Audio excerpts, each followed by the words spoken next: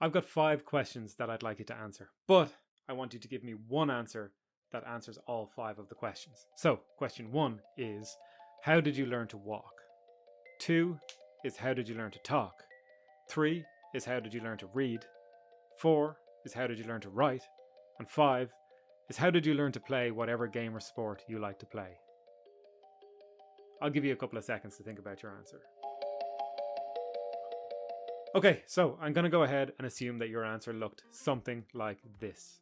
You listened to advice from people who know what they're doing, you copied what they did, and you spent ages practicing. If that wasn't your answer to any of these questions, please leave a comment in the comment section because I'm really curious to know how you learned to do these things if that's not the way that you did it. Anyway, the reason that this is the answer to all of those questions is because they're fundamentally the same thing. What we're talking about here is skill acquisition. And the reason I'm talking about skill acquisition is because I believe that the reason getting healthy is so hard is because health is a skill. Actually, I think it's a whole bunch of skills. And more than that, I think we've created an environment where it's just easier to not acquire those skills at all. Think about it like this. Imagine a world where emojis have become a central part of our written language. All written language incorporates them somehow. This means that you not only need to learn how to draw letters, you need to be able to draw emojis as well. This obviously requires a little bit more skill than just writing the letters, but it's a skill that you would acquire probably at a young age in school because you need to communicate through writing. But what if from a young age you could just write everything on your phone? You probably wouldn't bother acquiring the emoji drawing skill at all. You would just use your phone for everything. Why acquire the skill when you've got an easier option just sitting there in your pocket? Now, this makes sense, and I wouldn't hold it against you, but what it does mean is we would end up in a world where nobody has acquired that skill. So let's say our emoji language existed for 100 years and then the phone came along and everybody started writing on their phone. Within a couple of generations, nobody would be able to draw the emojis anymore because everybody would just be using their phone. We would lose the skill. So basically, we lose skills when we create an environment in which we no longer need to acquire those skills in the first place. Now, given that technology made our life easier when it came to our emoji language, you might be forgiven for thinking that technology would also make our life easier when it comes to living healthier. But unfortunately, that seems to not be the case. In fact, back in the day, further back than that, a bit further, back then survival was the only real skill that mattered. You didn't need health skills because all of the things that you were doing to survive were also the things that you need for good health. They were eating whole foods with no pesticides and chemicals. They had to go out and hunt for that food, which meant they were moving their bodies, and they also had to work together as a community in order to do all of those things. Survival was a full-time job, and actually their main problem was that any sort of injury or infection was almost certainly a death sentence. But whole foods, community, and movement, that's what made up the bulk of their lives. These 3 things should be familiar to anybody that spent any amount of time in the health and fitness space. These are the things that we're getting increasingly less of in our day-to-day lives, but at the same time we're learning that these are the things that tend to make us feel better and live longer. Over the past few thousand years or so, we've learned how to increasingly shape and control our environments. And it turns out we really like comfort and convenience. But it also turns out that too much comfort and convenience is not ideal. Sitting in nice, cozy houses with easy to prepare and store food has not come without consequences. And the skills that were once required for survival are no longer required for survival. We no longer need movement, community, or whole foods just to survive. Mass-produced and highly processed foods are readily available. We now have medicines that help mask the consequences of over-consuming such food. And we have all manner of digital chewing gum for our brains, which allows us to live in isolation with quick fixes of rage and joy on demand. But living such a lifestyle often leaves us feeling terrible, both physically and mentally. And if we want to change that, it's hard because we have to go acquire a whole bunch of skills, all while our environment is providing a much more convenient and comfortable alternative. Okay, so that all got pretty heavy there at the end. But you don't need to worry because there is actually plenty that we can do. So now the question is, what do we do? Well, we already know how to acquire skills. We established that back at the start of the video. Basically, you go listen to someone who knows what they're doing, you copy what they do, and then you spend ages practicing that thing. But what skills do we need? Well, if you've ever played an RPG game, you've probably seen something like this. It's a skill tree. Basically, you have a virtual character that you play as in a game. And as you progress through the game, you decide what skills you want your character to learn. The skills you pick then inform how your character interacts with the world around it. Well, you of course have your very own skill tree, and all you need to do is to decide how you want to build out your character. So let's look at an example. Since we're talking about health, I'm going to put healthy living at the head of our tree, and we are going to build out what a skill tree might look like for living a healthier life. Next, I'm going to add these 6 pillars of health. These are the things that I kind of orient my life around in my efforts to combat a chronic health condition, which for me is a disease called psoriatic arthritis. My 6 pillars are eat, sleep, walk, lift, move, and breathe. So with eat, we're talking about diet and nutrition. Obviously, with sleep, we're talking about getting good quality sleep so that our bodies can, repair and we can be refreshed for the following day. We now know that bad sleep has all sorts of negative consequences associated with it. Walking is just getting out and walking. Lift, I'm talking about resistance training here. So this is lifting weights, or it could be doing body weight exercise, but it's something that puts your muscles under some sort of stress so that you can build and maintain muscle mass, which we know is, we're learning more and more that muscle mass as you age is incredibly important for longevity. Movement, I'm talking about flexibility and mobility and balance, all of these things that again are important as you age to ensure that you're not suffering from a fall, for example, that can be really, really detrimental to your health. And the final thing is breathing, which, we need to breathe to survive, but your breath can be used for so much more than that.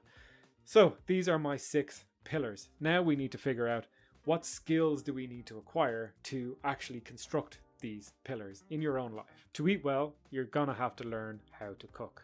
It would also help to be able to meal prep, which means cooking and preparing a load of food that you can then package up and save for the rest of the week so that you're not spending all day every day cooking and cleaning. So these 2 skills will be hugely important if you want to eat in a way that nourishes your body and encourages health and longevity. Now, it's also worth noting at this point that you can acquire additional skills that help build upon these other foundational skills. So we know that eating well is a pillar of our health. We know that meal prepping and cooking are 2 skills that we need to acquire, but another skill that you can focus on is knife skills, or your ability to actually use a knife well. So if you train and learn how to use a knife, you'll be able to cook faster. And if you can cook faster and prep food faster, you can meal prep faster, which means that overall you are now becoming more skilled at this pillar, right? This nutrition, this eating pillar.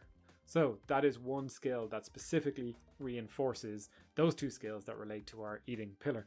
But there are a bunch of other really, really high leverage skills that if you learn them or improve your skills, you can improve basically everything else that you're doing. So 2 examples of this would be planning and organization and time management. So if you learn these 2 skills, you will find that they will actually ripple down through every other skill that you are learning. So if you are meal prepping and you've got good organizational skills and good time management skills, well then your meal prepping will be that bit more efficient. So you're working on all of these skills.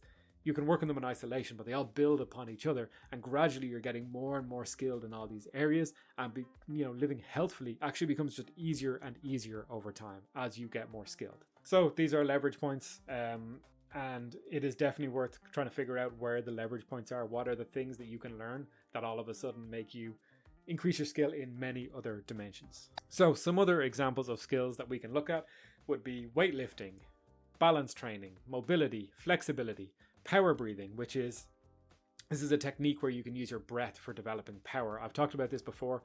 If you breathe into your belly and squeeze really tight, you feel a lot of tension ripple out towards your body. And if you try and do something hard with that tension, you'll find it a lot easier. But you can also use your breath for relaxation. So something like box breathing is a skill that you can learn, where basically you would breathe in for something like 4 seconds, hold for 4 seconds, breathe out for 4 seconds, and hold for 4 seconds.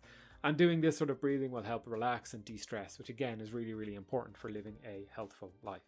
Now, there are a whole lot more skills that we could add to our skill tree, but the point of this video is to not go through every possible skill. The point is to expose you to the idea that health is a skill, or that health is a skill that is composed of many other sub-skills. And hopefully it kind of reframes your thinking about health and allows you to create a more actionable path towards living a healthier life. Remember, you already know how to acquire skills. You've done it many, many times throughout your life. Just think back to the questions at the start of the video. I also want to highlight one final thing. Just like there is a universal skill that kind of improves all of your other skills, there's also universal knowledge. There are things that you can learn, knowledge that you can acquire that will help you in building all of these other skills. So, for example, if you learn a bit about nutrition and human physiology, your skill acquisition around things like cooking and meal prepping and food shopping, calorie counting, all of these things become a lot easier because you've got the requisite nutritional knowledge. Exercise becomes a lot easier to build skill around if you have some knowledge around human physiology. Think about it like this. If you want to play football, you need to learn the physical skill of playing football, but you also need to learn the rules of the game. And learning the rules of the game will help you think about what skills you want to focus on. So depending on the position you're playing on in football, for example, that might change the focus on the skills that you are looking at acquiring. So I guess the only question left is, where do I start? And it's a good question. I personally would recommend starting with nutrition and walking. So food and movement, these two critical things. I think learning to cook is huge. Learning to prep your own food is huge. And getting out and walking, I guarantee you will feel better. I go walking every day. You can join me on Instagram. There's a link in the description. But basically, these two things you can start implementing today. You can start building skills around cooking. Go find a recipe online, something that looks good to you. Cook, practice, get better with using a knife, and go out and walk. Walking after you eat actually is a great thing to do as well. It will help you digest, helps with blood sugar levels, all that good stuff. Then once you have that dialed in, you can start thinking about other skills. So if you're cooking your own food and you're eating better and you're walking and you're starting to feel good, well, maybe now you can look at weightlifting or maybe some breathing exercises. If you're stressed in work or whatever, maybe breathing exercises is the next skill that you want to actually acquire. Or maybe you're feeling tired, so some skills around sleep, maybe that would be the area that you want to look at next. The important thing to understand, I think, about this and what I like about the skill tree model is that everyone's life is different. My life is different than your life. I can't give you a predefined path of like, learn this skill, learn this skill, learn this skill. You know, you might have kids, you might have a job that means you're traveling all the time.